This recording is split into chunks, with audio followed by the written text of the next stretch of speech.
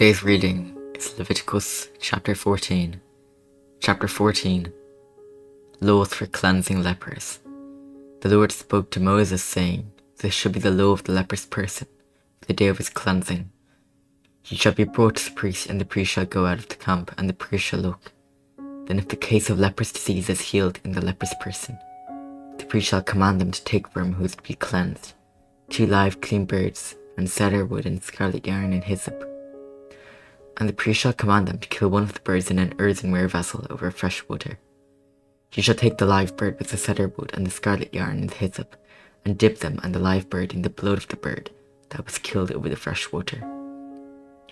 And he shall sprinkle it 7 times on him who is to be cleansed of the leprous disease. Then he shall pronounce him clean, and shall let the living bird go into the open field. And he who is to be cleansed shall wash his clothes, and shave off all his hair, and bathe himself in water, and he shall be clean. And after that he may come into the camp, but live outside his tent 7 days, and on the 7th day he shall shave off all of his hair from his head, his beard, and his eyebrows.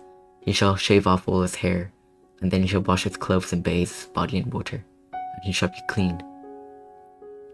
And on the 8th day he shall take 2 male lambs without blemish, and 1 ewe lamb, a year old, without blemish, and a grain offering of 3/10 of an ephah of fine flour, mixed with oil, and 1 log of oil. And the priest who cleanses him shall set the man who is to be cleansed and these things before the Lord, at the entrance of the tent of meeting. And the priest shall take 1 of the male lambs and offer it for a guilt offering, along with a log of oil, and wave them for a wave offering before the Lord. And he shall kill the lamb in the place where they kill the sin offering and the burnt offering, in the place of the sanctuary. But the guilt offering, like this sin offering, belongs to the priest. It is most holy. The priest shall take some of the blood of the guilt offering, and the priest shall put it on the lobe of the right ear of him who is to be cleansed, and on the thumb of the right hand, and on the big toe of his right foot. Then the priest shall take some of the log of oil, and pour it into the palm of his own left hand, and dip his right finger in the oil that is in his left hand. Sprinkle some oil with his finger 7 times before the Lord. Some of the oil that remains in his hand, the priest shall put on the lobe of the right ear of him who is to be cleansed, and on the thumb of his right hand, and on the big toe of his right foot, on top of the blood of the guilt offering. And the rest of the oil that is in the priest's hand, he shall put on the head of him who is to be cleansed. Then the priest shall make atonement for him before the Lord. The priest shall offer this sin offering, to make atonement for him who is to be cleansed from his uncleanness. And afterward he shall kill the burnt offering, and the priest shall offer the burnt offering and the grain offering on the altar. Thus the priest shall make atonement for him, and he shall be clean.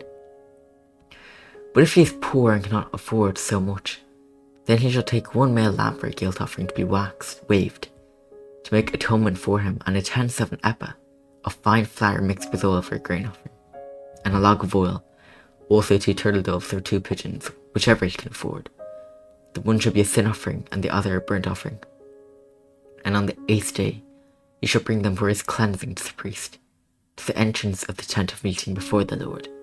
And the priest shall take the lamb with the guilt offering and the log of oil, and the priest shall wave them for a wave offering before the Lord. And he shall kill the lamb of the guilt offering.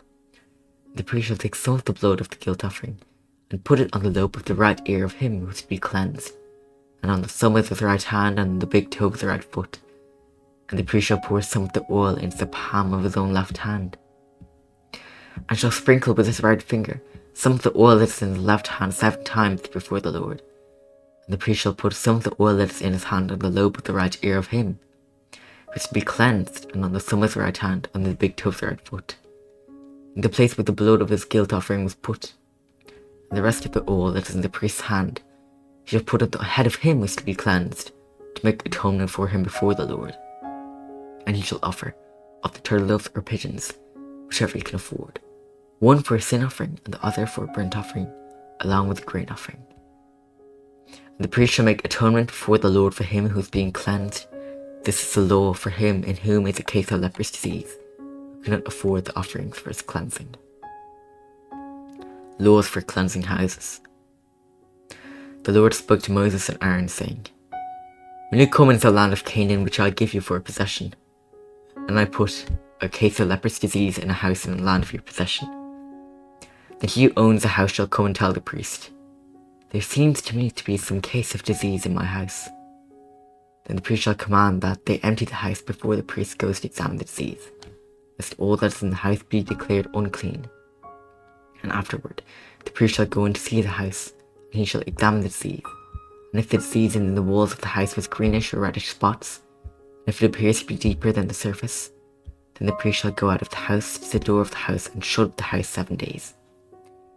And the priest shall come again on the 7th day and look, if the disease is spread in the walls of the house. Then the priest shall command, they take out the stones in which is a disease and throw them into an unclean place outside the city.